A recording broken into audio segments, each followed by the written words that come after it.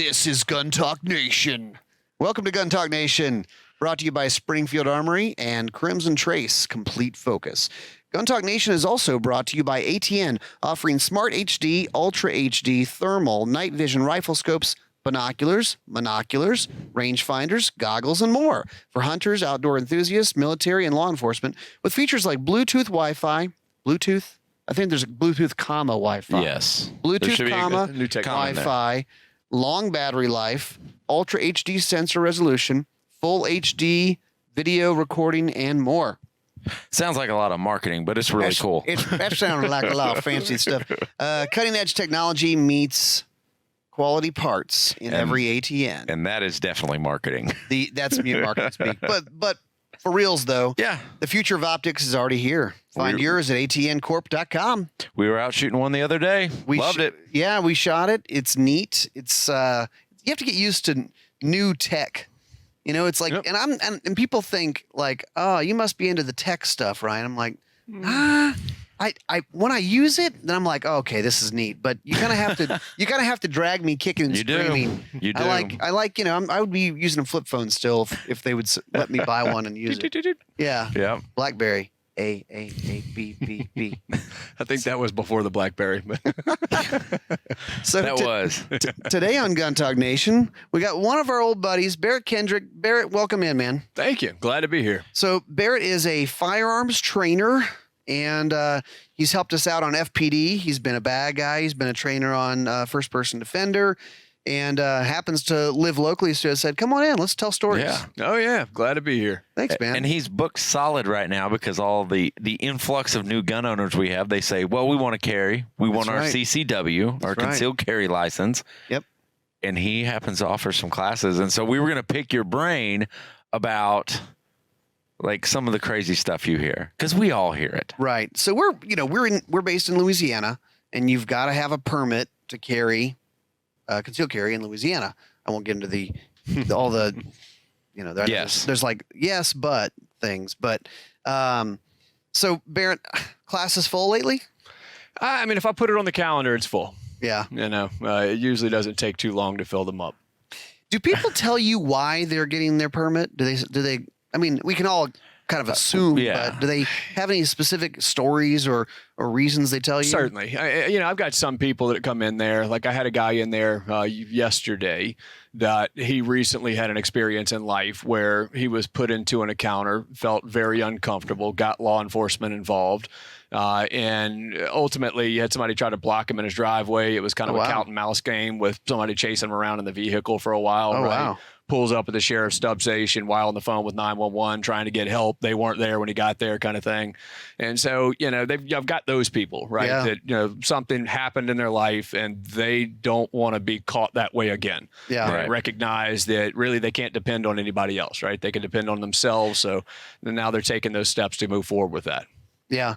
Yeah, and then you have the people who are just scared because of the news. Right. You know, you got the people that, you know, it never fails in that sense that, you know, something happens with the news. Maybe they're worried about civil unrest, right? Mm-hmm. We've seen plenty of that. And then other people are just scared politically, right? That they're concerned that, you know, in a month from now, 2 months from now, a year from now, whatever, that we're not going to be able to get a concealed carry permit. So they believe that they should go ahead and move forward with that now. That way, they'll be grandfathered in. Grandfathered. Yeah. I mean, if that is even such a thing, you know, if an administration is overturned or whatever, I mean, you don't know. I mean, you know, we thought the bump stocks would be completely banned, and now they're kind of, you know, going back on their decision. And then the California magazine ban.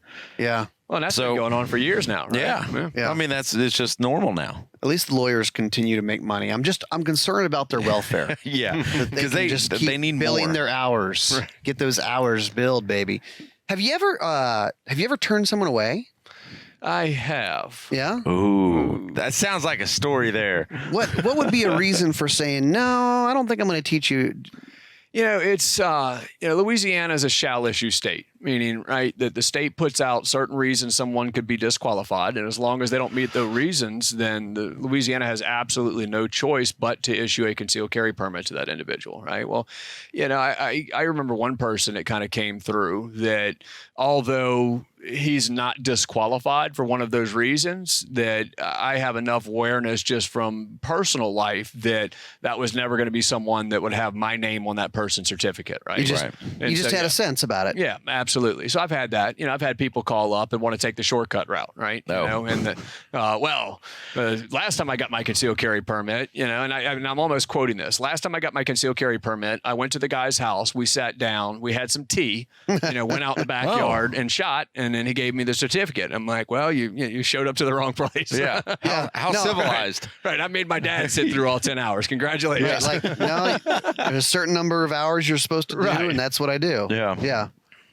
How long? What does it take to become a concealed carry instructor in this state? In Louisiana, you are required right now. You have to be an NRA instructor to be eligible to be a concealed carry permit instructor or a post firearms instructor. I think there's a couple additional things that have been in there, and then just get approval from the state police, which means you submit them what you intend to teach, and they sign off on that. And then there's some rules that go along with that. Louisiana says you got to spend a certain amount of time on these topics, right? Or you're teaching something like the basic NRA pistol class, right? And so someone teaching the basic NRA pistol class, they could teach that lesson the way that the NRA puts it out, and then add an additional 1 hour of access prevention in there, child access prevention, and that provides a check in the box. And that's probably honestly what most people are teaching and what most people are going through to get a concealed carry permit. And really, you could probably stretch it out and say nationwide, but certainly here in Louisiana. Yeah. I would think a lot of our listeners would be maybe interested in that. Maybe like, that could be kind of rewarding in a way. And I mean, I know some people, I guess, like you said, there's the kitchen table tea drinker dude, but like some people make it a business and they really go after it. And some people go, this is kind of a fun hobby thing, or maybe it's a little bit of a Second Amendment outreach kind of like, I want to help get more people trained a little bit and get them certified, more people carrying. In general, a good thing. Yeah, I think it is a good thing. You have to put up with all different kind of people. I just don't know if I could do it. So I really don't think I could. I have my own experiences of doing concealed carry courses. I've done a couple other places. I did one with you and a renewal, which was real straightforward, and we did it. And there were only a few people in the class, maybe 4 or 5 people, and there were no knuckleheads. Right. But I've been in classes where it literally was like you have 1 or 2 people who it seems like all they want to ask the instructor for 8 hours is, when can I shoot this bad guy in my house? Tell me all the ways or the reasons I can shoot the bad guy. But the bad thing is that what happens is that guy will find himself in a situation. He'll pull his gun out, he'll shoot, and he'll say, but my teacher told me that this was a good shoot. Yeah. He'll reference that. So that's a big liability on these guys who are training these folks. It's got to be. Do you have any questions or folks are they asking goofy questions that come to mind? Obviously just about in every class. Y'all kind of said it, right? Is that people show up and that's the big question they have in their mind legally is, when can I shoot someone? Well, it's like I more subscribe to why, how many ways can we not have to shoot the person in the first place? Right. And that's the way that I look at the concealed carry class. And that's really the message that I try to send home is, let me teach you all of the ways that we can avoid using the firearm in the first place and all the reasons why you wouldn't have to use it. I'd rather people leave my class with a healthy respect or fear of, wow, that's the last thing I want to do. Right? Absolutely. And that's the last choice. That's the last option. Oh, and sometimes, right? It's the last choice. Sometimes it's forced, right? Sometimes it's the first thing because that's what allows us to be able to meet our goal efficiently while keeping the risk level as low as we can keep it. But we got different options, and I think that responsible decision making is really what it's all about. Is that let's try to avoid it any way that we can avoid it, and not live by on when does the law allow us to use deadly force, but it's when you have to. Right? You're an innocent person. person, you've got no other choice but to use deadly force because you're probably going to die otherwise, you know, then it doesn't really matter, stand your ground, doesn't matter about castle doctrine, doesn't matter about all these different state laws. If you couldn't avoid it, you couldn't avoid it. Somebody else put you in that position. But I think the guys that are asking those type of questions in class have already made up their mind. Yeah. You know, I think they have. Yeah, like they came to class. I think they're just for a reason. I think they're just going. They're going to go. Nope, he was in my house. I had every right to. Yeah. I really do believe that. Given my experiences, like those guys are just looking for reassurance. And then you have the people who, I get the impression that, well, there are people who, yes, maybe it was allowed legally, but could you have done something else? Right. There seems like there's a lot of in the news nationally. You see that pretty often. I know you follow a lot of examples of shootings, and we can learn a lot from those. No, we can. And I think it's our responsibility really to Monday morning quarterback that kind of stuff and figure out how to learn from it and how not to repeat history. Yeah. Certainly, without a doubt. Yeah. I mean, there's, I mean, this is a controversial one, but I'll go there. Yes. You got to go there. The Kyle Rittenhouse thing lately. I'm like, I mean, he probably was justified, and I guess they'll hold an investigation and trial and all that stuff. But, well, I shouldn't say probably. He was justified, I guess. But it's just like, man, it feels like there could have been many decisions before all of that got to that point where he wouldn't have had to get into a gunfight. Well, I mean, just don't show up to a gunfight. Monday morning quarterbacking the guy. But if you don't want to get a gunfight, don't go to where a gunfight's going to happen. I think, clearly there's a lot of truth in that, right? Yeah. I mean, if you look at the videos, we've got the first video where he's clearly running from the guy. Oh, yeah. He wasn't looking for a fight at that point, but it was all the decisions that made up to it. By showing up to a very heated confrontation with a rifle. Open carrying a rifle. Yeah. You have to expect the fact that you're going to be a target of some of that. That people are going to push those buttons with the expectation that really you're not going to do anything with it, right? Because that's what's going to happen most of the time is that, people have the control and they don't get pushed to the point where they're forced to use the firearm. Right. But he ended up getting pushed to that point. So, I mean, if you wanted to say, if our goal at the end of the day, if we were really trying to be safe, right? If that's the goal is safety and going home, hugging family, living till the next day, then it's not being there in the first place. Don't go there. Yeah. I mean, unless that's your job and then you have to be there, your police officer or whatever. But yeah. All right. So, because we just said it, open carry versus concealed carry.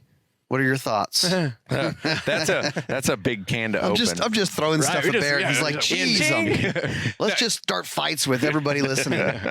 I absolutely love, especially in Louisiana, we have a constitutional right to open carry a firearm, and I am so glad that we have that. And I've used that right. Growing up, especially hunting and stuff. Growing up, even prior to me being of age to be able to get a concealed handgun permit, 16, 17 years old, I was already carrying a handgun hunting. Through that time, and I'd leave the hunting lease, and we were in a very rural area, and we'd go to the local store, go get lunch and sandwiches and that kind of stuff. So I'm glad that we have it. For the purpose of personal defense, self-defense, I think it's silly. I'm a much bigger fan of concealed carry, having the option of using it or making the decision. It doesn't make sense to use it, right? Sometimes it's suicide to bring a gun into play, and you kind of give up, that decision when you're open carrying a firearm. Remember here locally, here in Mandeville a couple of years ago, right? You had the gas station. Yeah, at the gas station, you had a customer that walked into the gas station. It was really upset because the cashier was, not of American descent. I believe he's Middle Eastern or something like that. And so he's throwing insults at the cashier. Eventually, he's throwing chips and stuff like that at the cashier. Police have been called. The guy was already, pushed or asked to leave the store. Directed, kind of pushed out of the store at that point, right? And you had the guy open carrying a gun that went and injected himself in that situation. And, look, and I don't know the guy, and so I don't know truly, his thought process on any of this. But to me, just looking at the video, it kind of looked like he positioned himself to show the gun. Like, hey, buddy, I've got this firearm here. This is the wrong convenience store kind of thing, right?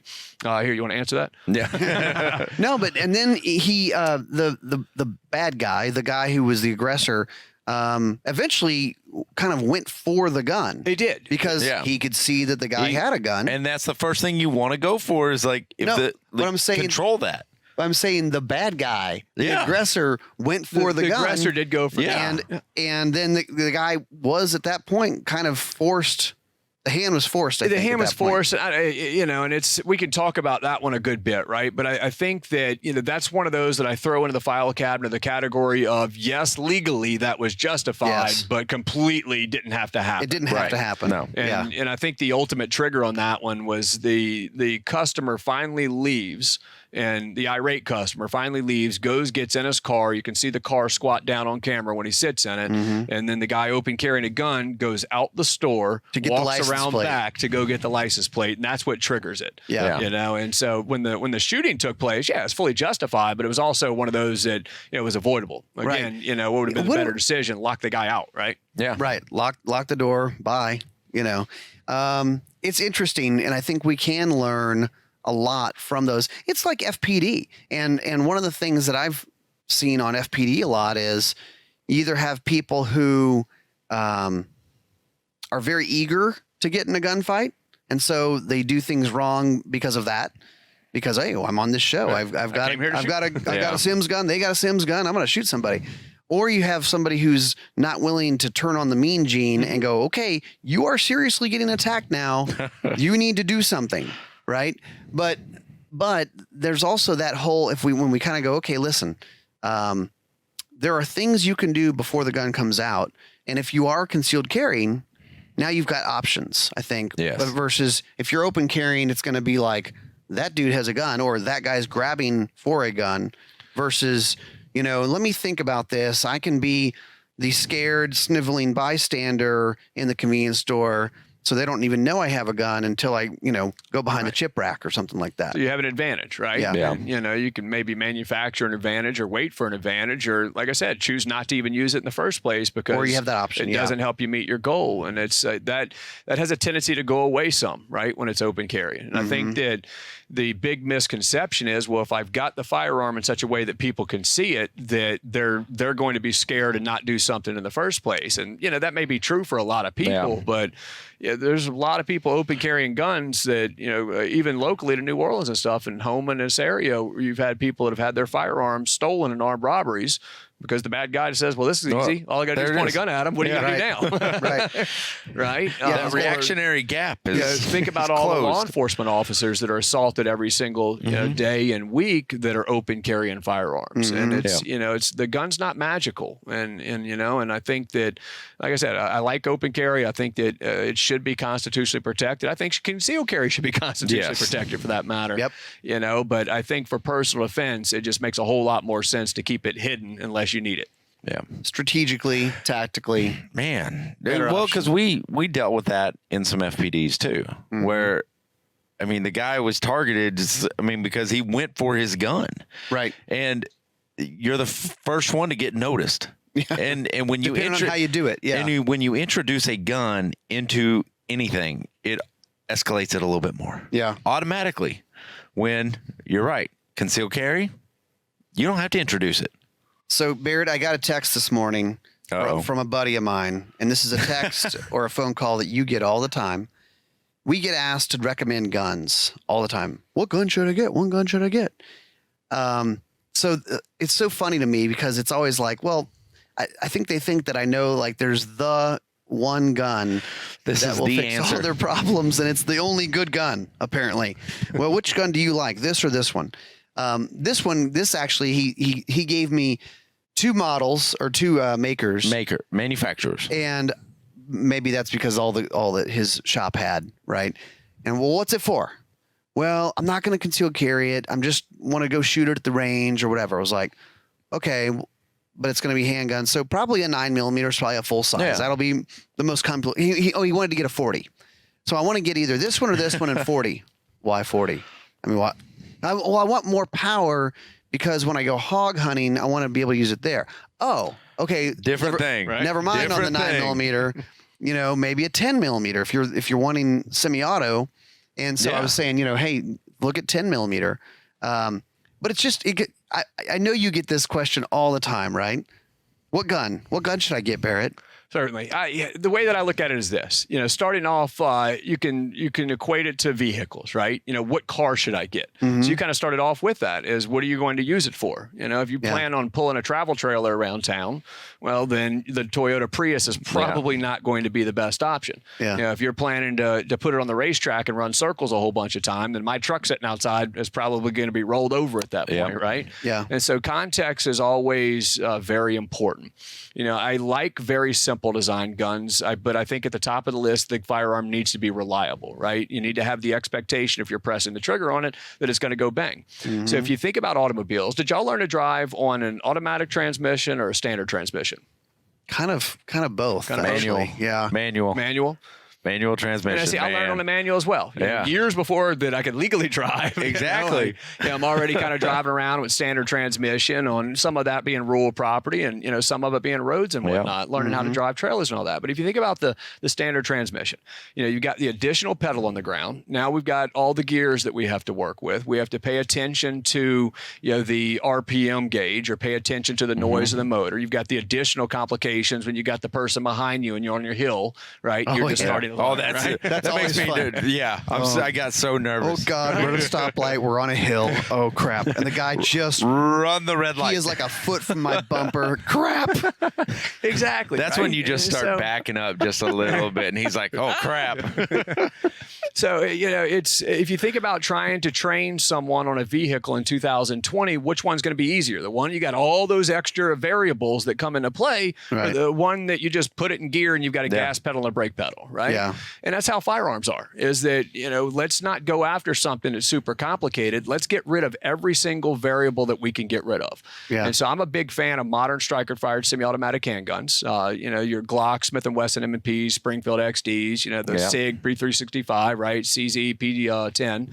There's a lot of them that fall into that category that we put in that track record of, being reliable firearms. And easy to run. And easy to run is that if you want it to go bang, cool, press the trigger, you can expect the firearm to go bang. Don't want it to go bang. Well, just like every other gun, we follow firearm safety rules, right? And as well as making sure we're doing things like keeping it in a holster and keeping that trigger protected when it's not in our hands and in our control, right? But that's about as simple as we can get. So when we're talking about personal defense, that's what I'm usually recommending. And then, of course, it's got to fit their hand. It's got to fit their lifestyle. But seriously, which gun should I get, Barret? I kind of lean towards it's also this because they want to. Do we have a sponsor we need to mention? Yeah. Which sponsor we? No, I mean I kind of lean towards, and we get to shoot a lot of different guns. You do too, right? We honestly.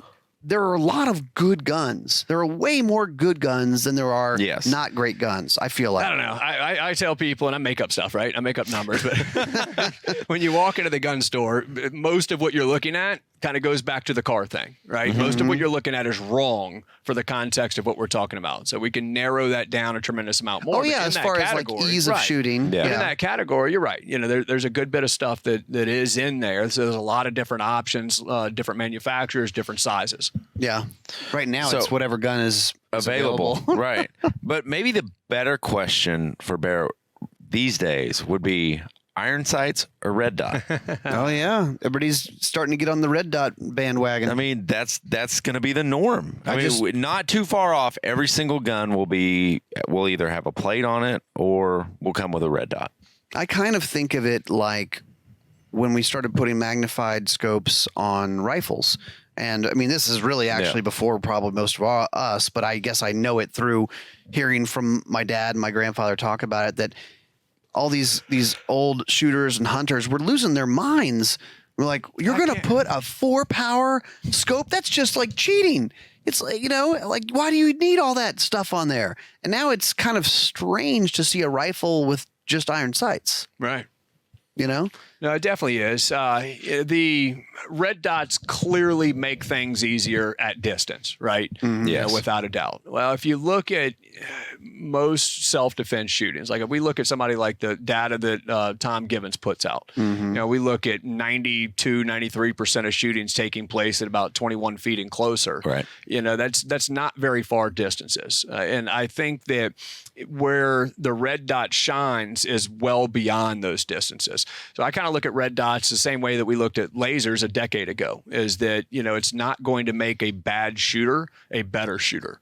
It can make certain things easier, but it's not to solve the problems of I can't hit the target, therefore I need a red dot. Because if you're getting everything else wrong, right, or you get a laser, right? Yeah. True. If you're doing everything else wrong, pounding that trigger, yanking the hell out of it, it's not going to help anything. then expect those skills to fall apart under duress anyway, right? And so, I've been testing and evaluating them. I'm currently, using one on my carry gun and been testing that out really for the most of this year. That was expensive, right? Oh yeah, because I'm carrying a gun that at the time you had to have it milled. So I took my $600 gun, sent it off, spent another $200 on it, paid another $150 for a adapter plate, and then paid another several $100s for the red dot. Yeah. And so I think for the large majority of people, the answer really is, go take a training class and spend that money on ammunition. Yeah. I think they're far better off there. But, to take skills to the next level and to start expanding on the circumstances that they may have to use a firearm under, at extreme distances. Maybe they're talking about, taking the headshot on the active shooter in the parking lot because their family's pinned down kind of thing. Well, that's where the red dot shines. And, you're not trying to line up stuff. It does make things easier, but there's a big learning curve that goes along with it. Y'all have seen people struggle where they drive the gun out there and it's not like a rifle where it's automatically in line with the eye. Yeah, they got to drive and learn to get it out there where the glass is 90 degrees to their eye, driving out there. Barret, you're missing the point. They want to buy a new gun. Our audience wants, they want to be able to buy a new gun and a new toy, a new red dot. That's what they want. It's okay. I give you permission. You can go buy the red dot and the pistol that already is ready for it. You're taking over the great enablers. Yeah, I got to help out. We're trying to enable you. Just say, Just spend some money. The quote, I'm doing finger quotations. The gun experts at Gun Talk said I needed to buy this, honey. Yeah. That ought to work. Yeah. Yeah, every time. It'll get you killed on the streets if you don't have a red dot. It doesn't even work at my house. Holosun is doing great things, with red dots right now. They're coming out with some solid stuff. They and granted, I'm running the big fat wider, red dot on my slim frame, Glock 48 right now. So it overhangs on the side. I don't really care. Some people worry about the aesthetic thing, but it's like it works I'm more fine. of a function guy. But Holosun's doing some great stuff. If I was going out, I just purchased another red dot for a different gun. That's the direction I'm going in. Yeah. It's typically, maybe the Trijicon RMRs or the Holosun. The aim point, that they came out with, that enclosed optic, is great. Yeah. It's a little bit bulkier. The battery life is not as long, but it's it seems to be a really solid optic that is a lot of people are certainly using and liking. Yeah. There's a ton of stuff coming out. I mean, this year is the year of the red dot kind of ramping up, and you're getting a lot more options, a lot more guns that are ready for red dots, which is great. You see it. It's more and more manufactured. It's like, ding, I get another email with this one's now red dot ready. And every email that comes through, Barrett's like, son of a damn it. God. I just had that milled like 6 months ago. Exactly. I'm like, really, Glock? Yes, that's the norm right now. That's what everybody says when we put out videos on this stuff. Yeah. Like, come on. Why didn't they launch the MOS version before the right? and I'm like, well, that's not how it works. Like, they want you to buy both of them. Like, it's not one or the other. Right, exactly. Are you it's saying like colors, right? Yeah. They are sell you saying they're for profit? Are they a for profit? They are for profit. Oh, most companies are. Yeah, I didn't realize that. It's a profit deal. Interesting. Profit. So training. I know you're traveling all over the country, training folks and doing all that stuff. For people listening, is there something that you run across, or you kind of advise people of like, hey, here's one or two things that you can work on either at your range or even maybe at home, even if it's a dry fire thing? Is it like, hey, this one or two things will really help you? I think that perfect world, we jump into a training class, right? Yep. I think where I see a lot of people struggling is presentation from the holster, is getting good, smooth presentation from the holster, and not getting hung up on cover garments or not mitigating risk where they need to mitigate risk, right? And I think that that's one area that doesn't take ammunition, to be able to practice with it. But you've got to make sure that you're practicing the right thing. So ideally, you're learning it in front of an instructor first and putting the practice in there. But if you can't get in there, maybe it's jump on, find some good videos on that topic and learn, how to get the gun out of the holster, bringing it to your line of sight, getting that gun out there and in parallel with your line of sight out on target without pointing the gun at yourself, right? Without pointing the gun at other people.